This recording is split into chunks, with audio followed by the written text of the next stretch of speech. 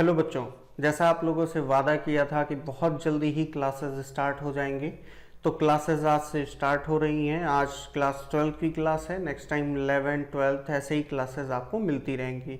ठीक है, तो आज हम क्या करेंगे, सबसे पहले जो हमारा एक टॉपिक बचा था, ठीक है, comparative and common size statement, उसको कंप्लीट करेंगे।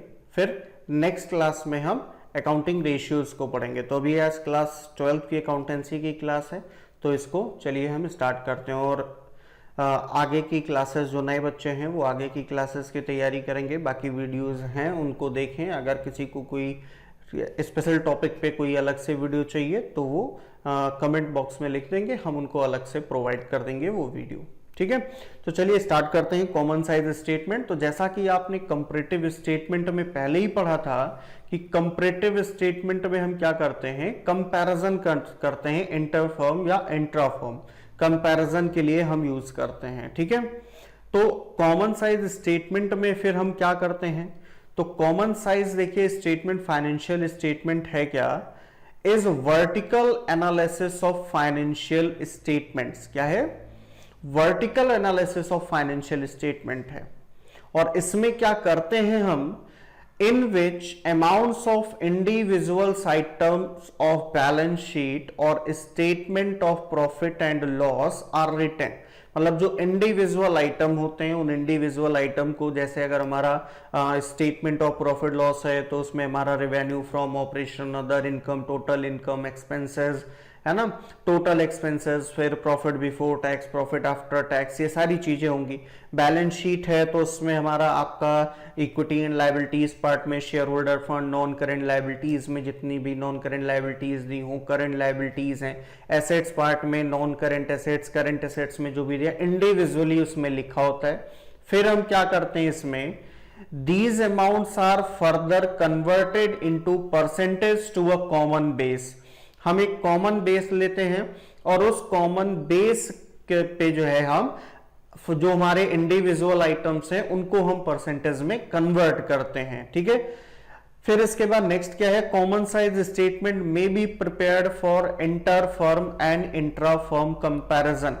अब इंटर फर्म या इंट्रा फर्म क्या होता है, इंटर फर्म मतलब क्या है कि जैसे हमारी फर्म है, हमारी कंपनी है, सिमिलर टाइप की जो दूसरी कंपनी है हम उससे कंपेयर करना चाहें कि अगर मेरा जो बेस अमाउंट है उसके अकॉर्डिंग मेरा ये आइटम इतना परसेंट है, तो उसके बेस अमाउंट के अकॉर्डिंग उसका वो आइटम कितने परसेंट है ये फाइंड करना है। ठीक है, तो ये इंट्रा फर्म हो। और अगर अपने ही फर्म में मुझे एनालाइज करना हो इस ईयर के इंफॉर्मेशन को या करंट ईयर के इंफॉर्मेशन को प्रीवियस ईयर से, या कोई 2-3 साल पहले क्या पोजीशन थी उस टाइम पे, जो हमारा बेस अमाउंट है उसके अकॉर्डिंग हमारा ये इंडिविजुअल आइटम कितना परसेंट है, तो उसको हम यहां पे एनालाइज करते हैं कॉमन साइज स्टेटमेंट में। नेक्स्ट देखते हैं यहां पे क्या है, नेक्स्ट है common size statement of profit and loss का फॉर्मेट। तो फॉर्मेट आप देखिएगा क्या दिया है यहां पे, फॉर्मेट है पर्टिकुलर्स आपका, जैसा common size statement of profit loss बनता था उसी तरीके से नोट नंबर भी दिया है। अब यहां पे आपको एब्सोल्यूट अमाउंट और percentage of revenue from operation होगा। ये कॉमन साइज स्टेटमेंट का फॉर्मेट है, ना कि सिर्फ स्टेटमेंट ऑफ प्रॉफिट लॉस का। स्टेटमेंट ऑफ प्रॉफिट लॉस में आपको सिर्फ यहीं तक दिया होता है, एब्सोल्यूट अमाउंट तक, प्रीवियस ईयर, करंट ईयर होता है। ठीक है, अगर हम कॉमन साइज स्टेटमेंट बना रहे हैं तो percentage of revenue from operation, यानी कि अगर common size statement of profit loss हम बना रहे हैं तो इस स्टेटमेंट में हमें क्या करना होता है, जो हमारा बेस अमाउंट होता है जिसको हम बेस लेके अदर आइटम्स को परसेंटेज में कन्वर्ट करते हैं, वो बेस हमारा क्या होता है, revenue from operations means net sales. Net sales को हम क्या करते हैं, बेस मानते हैं, और उसके according other items like other income, total revenue, expenses and total expenses, profit before tax, income tax, profit after tax कितना परसेंट है on the basis of revenue from operation, वो हम इसमें डिटरमाइन करेंगे। तो इसके फॉर्मेट में क्या होगा, percentage of revenue from operation and absolute amount और रेवेन्यू फ्रॉम ऑपरेशन। जो percentage of revenue from operation है इसको फर्दर 2 पार्ट में डिवाइड करेंगे। अगर 2 साल का है, प्रीवियस ईयर करंट ईयर का है, ये तो आपका इंट्रा फर्म हो गया। अगर इंटर फर्म है तो यहां पे कंपनी ए कंपनी बी जो भी दी हो, ठीक है, तो यहां भी percentage of company A percentage of company B सबका अपना इंडिविजुअल परसेंटेज में कन्वर्ट करेंगे। तो इसके फॉर्मेट को पहले भी पढ़ा, पिछली क्लास में भी पढ़ा था जब हमने बनाया था comparative statement of profit loss. तो देखिए क्या आएगा, फर्स्ट नंबर पे हमारा revenue from operations net sales आता है, सेकंड नंबर पे अदर इनकम आता है, थर्ड नंबर पे क्या आता है, टोटल रेवेन्यू। टोटल रेवेन्यू क्या होता है, revenue from operation plus other income, यानी first plus second. Fourth number पे expenses, cost of material expenses में cost of material consume, purchase of stock in trade, change in inventories, finish goods, work in progress, raw material जो भी है। Employees benefit expenses, जैसे employees को salary, commission, wages ये सब मिलता है। फाइनेंस कॉस्ट, फाइनेंस से रिलेटेड जैसे इंटरेस्ट ऑन डिवेंचर हो गया, इंटरेस्ट ऑन लोन हो गया, ये सारे आएंगे। Depreciation and amortisation expenses, depreciation जब fixed assets, tangible fixed assets की वैल्यू रिड्यूस होती है तो वो क्या होता है, डेप्रीशिएशन। और एमोर्टाइजेशन क्या होता है, जो हमारी इनटैंजिबल फिक्स्ड एसेट्स की वैल्यू में कोई फॉल आता है तो उसको हम क्या बोलते हैं, amortisation. Next is other expenses. अब फाइनली क्या करेंगे, इन सारे एक्सपेंसेस को हम टोटल करेंगे, तो टोटल एक्सपेंसेस और फिक्स क्या निकालेंगे, फिफ्थ नंबर पे profit before tax. And profit before tax कैसे निकलेगा, हमारे पास क्या है, टोटल रेवेन्यू है। टोटल रेवेन्यू से जो एक्सपेंस का टोटल है इसको लेस कर दो, यानी थर्ड माइनस फोर्थ, क्या मिल गया, प्रॉफिट बिफोर टैक्स मिल गया। फिर लेस करेंगे हम टैक्स। टैक्स किस पे कैलकुलेट होगा, जैसे आपको दे दिया एट 30%। अब 30% आप किसका निकाल लोगे, यहां पे जो आपके पास ऊपर इसके प्रॉफिट बिफोर टैक्स है उसका 30%। फाइनल जो रिजल्ट मिलेगा आफ्टर डिडक्टिंग इनकम टैक्स, तो क्या मिलेगा, प्रॉफिट आफ्टर टैक्स मिलेगा। तो ये तो आपको फॉर्मेट ज्यादा कॉमन साइज स्टेटमेंट बहुत ज्यादा बोर्ड एग्जाम में आया नहीं है। वैसे तो मुझे 2-4 सालों में मैंने नहीं देखा इसको, इधर अगर लेटेस्ट की बात करें मैंने नहीं देखा, तो पॉसिबिलिटी भी कम है, लेकिन जानना जरूरी है, हो सकता है आ जाए, किस्मत पता नहीं कैसी हो।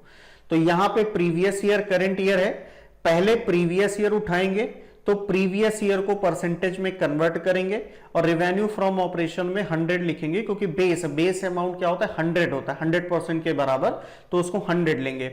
अब इसके अकॉर्डिंग हम इसको कन्वर्ट करेंगे, तो जैसे अदर इनकम को हमें कन्वर्ट करना है किसमें, अदर इनकम को हमें किसमें कन्वर्ट करना है, परसेंटेज में कन्वर्ट करना है। तो हम इसको कैसे कन्वर्ट करेंगे, देखिए यहां पे हमने लिखा अदर इनकम, कैलकुलेट करने का तरीका देखिएगा, अदर इनकम, इसको हमने डिवाइड के बेस किसको माना, रेवेन्यू फ्रॉम ऑपरेशन को, यानी नेट सेल्स को, तो नेट सेल्स इंटू 100। अब अगर ये करंट ईयर का है तो करंट ईयर का ही लेंगे सारा, ठीक है। अब टोटल रेवेन्यू को हम कन्वर्ट करना चाहें कि जो हमारा एक्चुअल रेवेन्यू फ्रॉम ऑपरेशन है उसका कितना परसेंट हमारा टोटल रेवेन्यू होता है, तो अदर इनकम को हटा के यहां पे क्या ले आओ, टोटल रेवेन्यू ले आओ, डिवाइड बाई नेट सेल यानी रेवेन्यू फ्रॉम ऑपरेशन। आपको एक्सपेंस में इंडिविजुअली निकालना है कि कॉस्ट ऑफ मटेरियल कंज्यूम कितना परसेंट है, अगर रेवेन्यू फ्रॉम ऑपरेशन को हम बेस माने तो उसके अगेंस्ट में कितना परसेंट हमारे पास कॉस्ट ऑफ मटेरियल कंज्यूम्ड है। तो ऊपर यहां पे न्यूमरेटर में क्या हो जाएगा, cost of material consume, divide किससे हो जाएगा, नेट सेल से हो जाएगा, इनटू 100। ऐसे आपको कैलकुलेट करना है, परसेंटेज में कन्वर्ट करना है। तो इसका एक क्वेश्चन ले लिया, सिंपल सा क्वेश्चन है जो आपकी बुक में ही दिया है, उसी से रिलेटेड क्वेश्चन है, फॉर्मेट वगैरह सब कुछ बना रखा है पहले से ही। देखिए क्या दिया है, from the following statement of profit and loss of star limited for the year ended 31 March 2015 and 16 prepare a common size statement. क्या प्रिपेयर करना है, कॉमन साइज स्टेटमेंट प्रिपेयर करना है। कौन सा, 15 और 16 ईयर एंडेड है, मींस फाइनेंशियल ईयर कौन सा है, 14-15 एंड 2015-16। इंफॉर्मेशन हमारे पास रेवेन्यू फ्रॉम ऑपरेशन है, एम्प्लॉयज बेनिफिट एक्सपेंस है, अदर एक्सपेंस है, टैक्स रेट भी गिवन है हमारे पास। ये हमारा कौन सा ईयर है, प्रीवियस ईयर, ये कौन सा ईयर है, करंट ईयर। जो हमारे सबसे नियरेस्ट ईयर में होगा वो करंट ईयर, यानी 15-16 से पहले था 14-15, तो ये प्रीवियस ईयर और ये करंट ईयर। अब देखो इसको फॉर्मेट में रखेंगे इसकी वैल्यू, ठीक है। तो ये फॉर्मेट नीचे बना रखा है पर्टिकुलर्स का। तो सबसे पहले फर्स्ट नंबर पे हमें क्या लिखना है, फर्स्ट नंबर पे हमें क्या लिखना है, फर्स्ट नंबर पे लिखना है रेवेन्यू फ्रॉम ऑपरेशन। अच्छा, ये कौन सा एनालिसिस है, इंटरफर्म या इंट्राफर्म? तो यहां पे देखो सेम फर्म यानी सेम कंपनी एक साल के इंफॉर्मेशन को दूसरे साल के इंफॉर्मेशन से यहां पे क्या किया जा रहा है, एनालाइज किया जा रहा है। किस बेसिस पे? कॉमन साइज के बेसिस पे। तो ये कौन सा इंट्राफर्म होगा, ठीक है। रेवेन्यू फ्रॉम ऑपरेशंस, जिसको हम नेट सेल्स भी बोलते हैं। अब 14-15 और 15-16 में कितना है पहले उसको लिख लें। तो 14-15 में 20 lakhs और 15-16 में 25 lakhs, यानी 20 एंड 25। तो प्रीवियस ईयर पहले है, ध्यान रखना, 20 lakhs एंड 25 lakhs। अब इसमें सेकेंड नंबर पे तो वैसे आता है हमारा क्या, तो अदर रेवेन्यू या अदर इनकम हम बोले। तो देखो क्या अदर इनकम है हमारे पास? नहीं, दिख तो नहीं रहा। Revenue from operation, employees benefit expense, other expense, tax rate, other income तो नहीं है। तो अदर इनकम नहीं है तो यही हमारा क्या बन जाएगा, सेकेंड नंबर, जिसको हम क्या बोलते हैं, total expense, sorry total revenue. ये हो जाएगा टोटल रेवेन्यू कितना, 20 lakhs। मुझे नहीं लग रहा लाइन खींचने की जरूरत है, पहले से ही ये जो है डिवाइड कर रखा है इसीलिए। 25 lakhs। फिर नेक्स्ट थर्ड नंबर पे क्या आता है, एक्सपेंसेस। क्या आएगा, एक्सपेंसेस। और एक्सपेंसेस में देखिए क्या क्या दिया है हमें। एक्सपेंसेस में एक तो एम्प्लॉयज बेनिफिट एक्सपेंस है ये, और अदर एक्सपेंस, दो चीजें हैं। तो पहले एम्प्लॉय बेनिफिट एक्सपेंस लिख लेते हैं। तो एम्प्लॉय बेनिफिट एक्सपेंस कितना, प्रीवियस ईयर में 7 लाख, करंट ईयर में कितना, 10 लाख। तो यहां पे हो जाएगा employ benefit expense, previous year में कितना है, 7 lakhs, और करंट ईयर में कितना है, 10 lakhs। और दूसरा हमें दिया था अदर एक्सपेंस, तो ये हो गया अदर एक्सपेंस, ठीक है। तो अदर एक्सपेंसेस हमें कितना दिया था, यहां पे देखिएगा, प्रीवियस ईयर में 3 lakhs और करंट ईयर में 2 lakhs। तो 3 lakhs और 2 lakhs, 3 lakhs और 2 lakhs। अब इसको अगर हम प्लस करें तो हमें फोर्थ नंबर पे, ये नंबरिंग यहां पे नहीं करनी, ये तो एक्सपेंसेस का टोटल हो जाएगा। ये हो गया टोटल एक्सपेंसेस, कितना हो जाएगा, 7-3 10 lakhs, 10-2 12 lakhs। अब हमें क्या निकालना है, हमें निकालना है फोर्थ नंबर पे। फोर्थ नंबर पे क्या निकलेगा, प्रॉफिट बिफोर टैक्स। और प्रॉफिट बिफोर टैक्स कैसे निकलेगा, टोटल रेवेन्यू से टोटल एक्सपेंस को माइनस करना, यानी second minus third, number change होता रहता है, नंबर का कोई मतलब नहीं है यहां पे, ठीक है। तो टोटल एक्सपेंस देखिए 14-15 में 20 lakhs हमारे पास क्या है, टोटल रेवेन्यू, उसमें से एक्सपेंस कितना माइनस हुआ, 10 lakhs। तो बैलेंस कितना बचा, 10 lakhs बचा, ठीक। करंट ईयर में 25 lakhs टोटल रेवेन्यू था, टोटल एक्सपेंस कितना, 12 lakhs माइनस हुआ, कितना बचा हमारे पास, 13 lakhs, ठीक है। अब इसके बाद इसमें से फिफ्थ पॉइंट पे लेस क्या हो जाएगा, टैक्स। और टैक्स कितना दिया है, 40% दिया था। तो किसका 40%, 10 लाख का 40% कितना हो जाएगा, 4 lakhs हो जाएगा। 13 लाख का 40% कितना हो जाएगा, कैलकुलेट कर लीजिए। तो 13 कितना होता है, 26, और 26 52, यानी 5,20,000। तो यहां पे फाइनली जो रिजल्ट आएगा वो क्या आएगा, profit after tax. Profit after tax कितना आएगा भाई, अब इसमें से इसको माइनस कर लो, लाइन खींच देनी, कंफ्यूजन हो जाए। माइनस करेंगे कितना बचेगा, यहां पे 6 lakhs बचेगा, और यहां पे कितना बचेगा, 7,80,000, ठीक। कंपेयर नहीं करना, अब यहां पे क्या करना है कि ये हमारा बेस हो जाएगा revenue from operation. Revenue from operation क्या हो जाएगा, हमारा बेस। अब हम सबको कन्वर्ट कर लेंगे, तो ये टोटल तो हमारा वही रहेगा सेम, चाहो तो लिख लो, 100% ही रहेगा, इसमें चेंज ही नहीं है अगर कैलकुलेट भी करेंगे। अब यहां पे देखिए क्या है 7 लाख, हमें किसको 14 15 को चलो पहले कन्वर्ट करते हैं। तो 7 लैक्स है, डिवाइड बाई बेस कितना है 20 लैक्स इंटू 100, तो कितना आएगा कैलकुलेट करते हैं यहां पे ऊपर। 7 lakhs divide by 20 lakhs into 100, percentage में कन्वर्ट करने के लिए बेस से डिवाइड करना है, 1 2 3 4 3 4, अब 2 से इसको कैंसिल करो, 35%, कितना आया 35 हो गया ये, ठीक। 3 लैक्स को, तो 3 लैक्स और इसका बेस तो यही चल रहा है ना 20 lakhs, divide by 20 lakhs into 100, तो ये 2 जीरो कट गया, 4 जीरो यहां से कटेगा, तो ये कितना आएगा 15 आ जाएगा। 10 लैक्स डिवाइड बाई 20 लैक्स 50%, सीधे सीधे आ रहा है। 10 लैक्स डिवाइड बाई 20 लैक्स 50% आ गया। और इसके बाद अगर हम इसको कन्वर्ट करें, किसको 4 लैक्स को, ठीक है, ये जो हमारा टैक्स है, टैक्स को कन्वर्ट करें तो 4 lakhs divide by 20 lakhs into 100 कितना हो जाएगा, फिर से 4 जीरो काट दो, 20%, कितना आया 20%, और 20% माइनस वो बचा 6 लैक्स, 20 लैक्स का 6%, सॉरी 6 लैक्स 20 लैक्स का कितना परसेंट हो जाएगा, तो यहीं पे कैलकुलेट कर लेते हैं। 2 जीरो कट गया, 4 जीरो यहां से कट गया, तो कितना हो गया ये 30%, कितना हो जाएगा 30%, ये आ गया।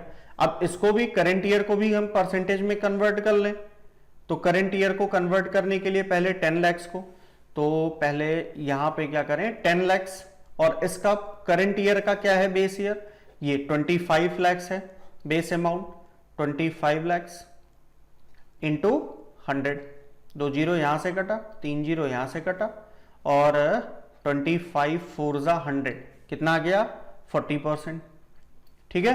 2 लैक्स डिवाइड बाई 25 लैक्स कितना हो जाएगा, देखिए 2 lakhs divide by 25 lakhs into 100, 2 zero cut गया, 3 जीरो यहां से कट गया, 25 8 जा 200, 8%, तो टोटल एक्सपेंस कितना 12 लैक्स से डिवाइड बाई 25 लैक्स 48% हो जाएगा। 13 लैक्स डिवाइड बाई 25 लैक्स, थोड़ा सा इसको यहां से रफ कर लें, इसको मिटा दें पहले, ये स्पेस बन गया। अब देखिए यहां पे कैलकुलेट कर लेते हैं हम, तो कितना है हमारा यहाँ पे 13 लैक्स है profit before tax, 13 lakhs divide by 25 lakhs into 100, तो आसान ये है कि 5 जीरो यहां 5 जीरो यहां उड़ा दो, उड़ गया। अब 25 4 जा 100 होता है, ठीक है, और 13 4 जा कितना हो जाएगा 52, तो ये कितना हो जाएगा 52%। अब इसमें टैक्स भी है, तो टैक्स कितना है 5,20,000, तो यहां पे 5,20,000 डिवाइड बाई 25 लैक्स इंटू 100, तो क्या करें, 1 जीरो ये काटा, 1 जीरो ये काटा, 1 जीरो ये कटा, 1 जीरो ये कटा, ठीक है। अब यहां पे 1 जीरो काटेंगे, 1 जीरो ये कटेगा। अब इसको डिवाइड करना है तो और सिंप्लीफाई कर लें पहले, 5 5 जा 25, 5 2 जा 10, अब 5 से इसको काटो तो कितना आ जाएगा 5 1 जा 5 और 5 4 जा 20 और 2 से मल्टीप्लाई करोगे तो 8, 20.8%, कितना आएगा 20.8%। और फिर 7,80,000 divide by 25 lakhs, 7,80,000 divide by 25 lakhs into 100। अब इसको काटो भाई, तो ये कितना हो जाएगा, चाहो तो 25 से ही काट लो पहले, तो 25 1 जा 25, ये कितना आ गया 1 लाख, आसान हो जाएगा, 25 4 जा 100, ठीक। अब इसमें मल्टीप्लाई कर दो या जीरो काट लो, 4 जीरो यहां कटा, 4 जीरो यहां कटा, अब 4 से मल्टीप्लाई करो, 4 8 जा 32, 3 4 7 जा 28, 28 और 3 कितना हो जाएगा 31, डिवाइड बाई 10 यानी 31.2%, कितना आ गया 31.2%, ये आ गया प्रॉफिट आफ्टर टैक्स आ गया हमारे पास। तो ये क्लियर हो गया होगा आपको कि कैसे हमको common size statement of profit loss बनाना है। बिल्कुल सेम तरीका यही है आपके कॉमन साइज बैलेंस शीट में, बस डिफरेंस ये है, देखिएगा ये फॉर्मेट हमने ले लिया है, तो यहां पे बेस आपका क्या हो जाता है, total of balance sheet, base आपका ये हो जाता है। ठीक है, टोटल को हम क्या मानते हैं, बेस मानते हैं। ये टोटल जो हमारा होगा, टोटल को क्या मानेंगे, बेस अमाउंट मानेंगे और इससे हम कन्वर्ट करेंगे। तो ये भी आपका comparative balance common size balance sheet में हम क्या करते हैं कि जो हमारे इंडिविजुअल आइटम हैं वो बेस अमाउंट के अगेंस्ट में कितना परसेंट है हम उसे फाइंड करते हैं। ठीक है, और ये इंडिविजुअल ईयर का होता है या इंडिविजुअल फर्म का हो सकता है, अलग अलग दो कंपनीज का हम जो है इस तरीके से एनालिसिस कर लें कि हमारे टोटल के अगेंस्ट में उसके टोटल और उसके टोटल के अगेंस्ट में उसका कैपिटल कितना है, उसका रिजर्व एंड सरप्लस कितना परसेंट है, उसकी नॉन करेंट लायबिलिटीज कितनी है, करेंट लायबिलिटीज कितनी है, उसके टोटल एसेट्स उसके नॉन करेंट एसेट्स और करेंट एसेट्स कितने परसेंट है वो फाइंड कर सकते हैं। ये इंटर फर्म भी हो सकता है, इंट्रा फर्म मतलब अपने इंट्रा फर्म का मतलब अपने कंपनी के एक साल के इंफॉर्मेशन को दूसरे साल के इंफॉर्मेशन से कंपेयर या एनालाइज करने के लिए हम ऐसा कर सकते हैं, या फिर सिमिलर टाइप की कोई कंपनी है तो उससे एनालाइज करने के लिए हम ऐसा कर सकते हैं। फॉर्मेट बिल्कुल वही है जो पहले आप देखते आए हैं, तो फॉर्मेट में तो कुछ है नहीं, फॉर्मेट आप लोग एक बार फिर से देख लीजिएगा। हम डायरेक्ट क्वेश्चन ही सॉल्व करके देख लेते हैं।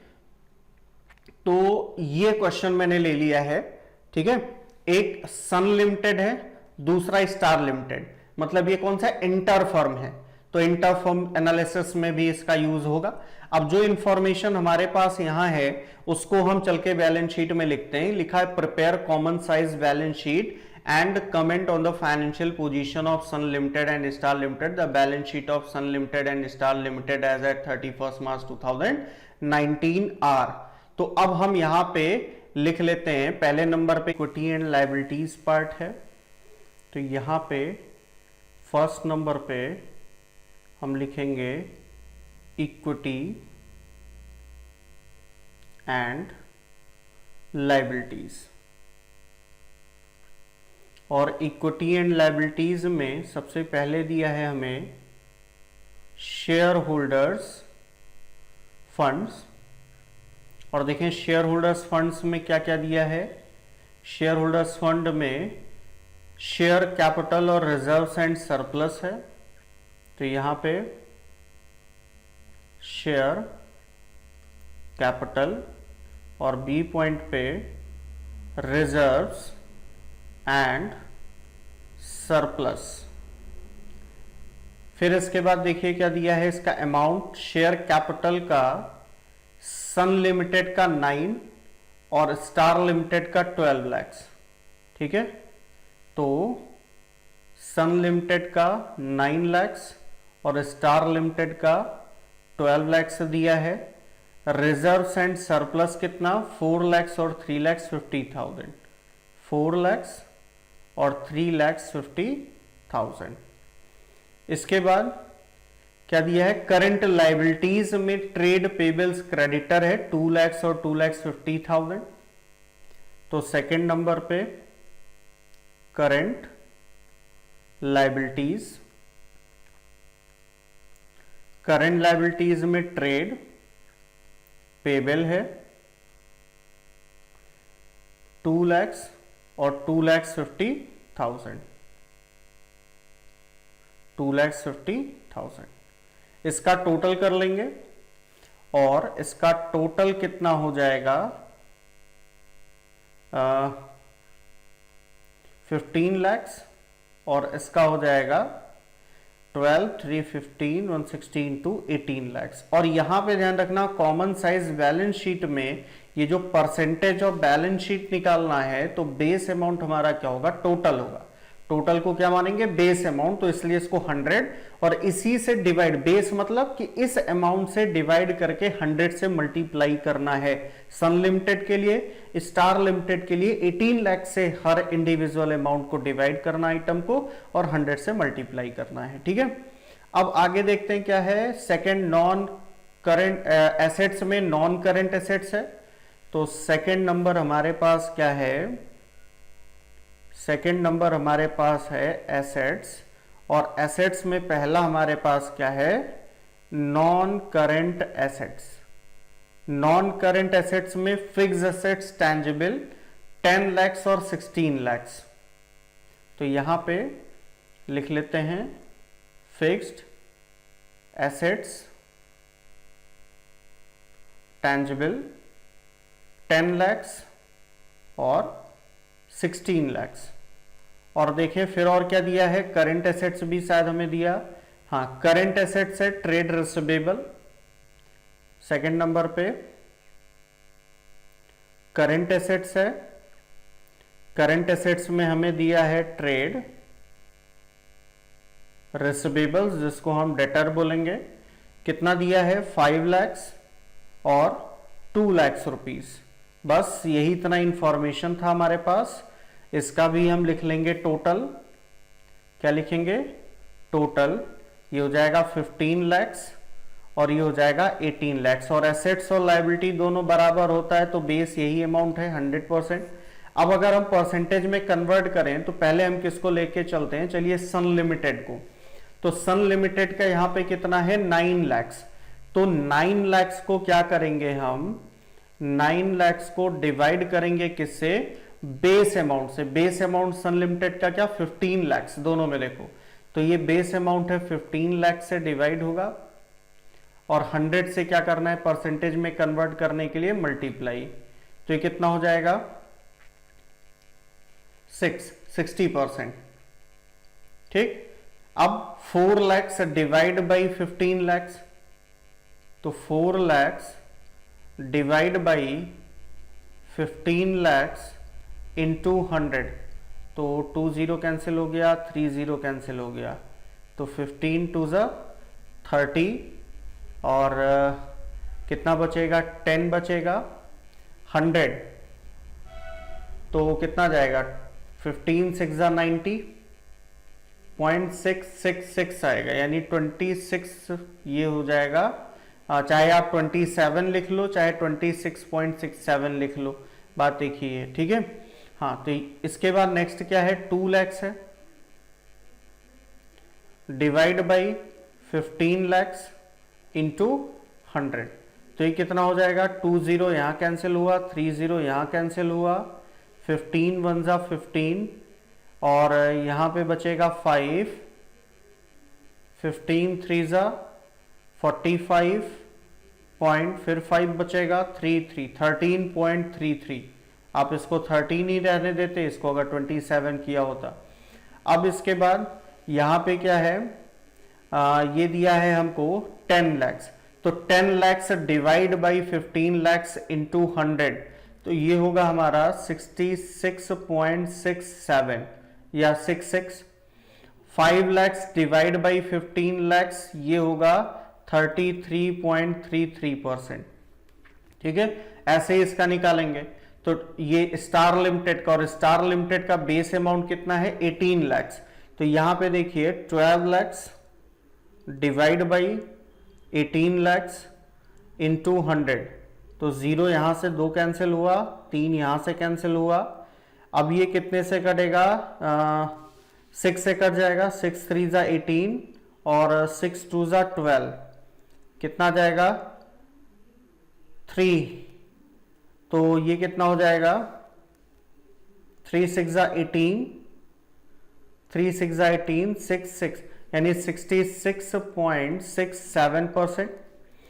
फिर 3,50,000 डिवाइड बाई, तो 3,50,000 डिवाइड बाई 18 lakhs इंटू 100, कितना हो जाएगा 2 0 कैंसिल हुआ, 3 0 कैंसिल हुआ।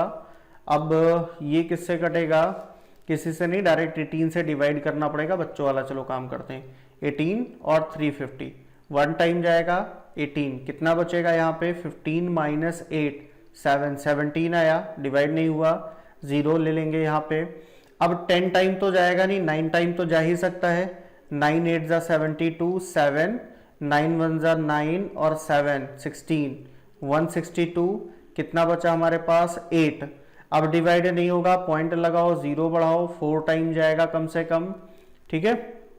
और ये 4 टाइम जाएगा तो यहाँ पे कितना हो जाएगा, 4 8 जा 32, 3 4 1 जा 4 और 3 72, फिर 8 बचेगा, फिर आपका ये कितनी बार जाएगा, फिर आपका वही 4 टाइम जाएगा, यानी ये कितना हो जाएगा 19.44। इसके बाद 2,50,000 है, तो 2,50,000 डिवाइड बाई 18 lakhs इंटू 100, ये कितना हो जाएगा, 3 0 यहाँ पे कट गया। अब फिर से वही काम करना पड़ेगा, 18 1 जा 18, कितना बचेगा यहाँ पे, 18 1 जा 18, 2 5 2 7, 70 बचेगा। अब कितनी बार जाएगा, 3 टाइम जाएगा, तो कितना हो जाएगा ये 8 3 8 जा 24, 2 और यहाँ पे कितना आएगा, 3 8 जा 24, 4 2 आया, 3 1 जा 3 और 2 5 54, यहाँ पे कितना बचेगा 6 और ये 16, फिर पॉइंट लगाओ, एक 0 बढ़ाओ, पॉइंट लगाया, 0 बढ़ाया, अब कितनी बार जाएगा, 8 टाइम कम से कम जाएगा, 13.8 समथिंग जाएगा, तो ये हो जाएगा 13.8 और ये कितनी बार जाएगा, 8 8, ठीक है, 8 9 कर लेते हैं, ठीक, हाँ ठीक है, अभी सही है।